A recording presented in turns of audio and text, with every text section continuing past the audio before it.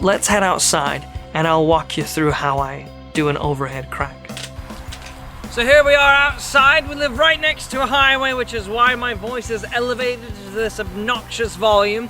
And believe it or not, this is not the first time today I've come outside with the bullwhip. We have a problem with buzzards living in the trees, especially when there's a rain or something dies on the road.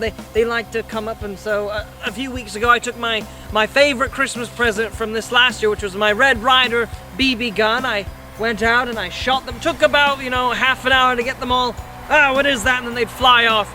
But this morning I came out once or twice with the nylon bullwhip to demonstrate everything that's going on. So I'm going to show you the overhead. We might have to cut to a voiceover just because of the cars and the traffic. I'm going to do my best to show you how it's done, all right?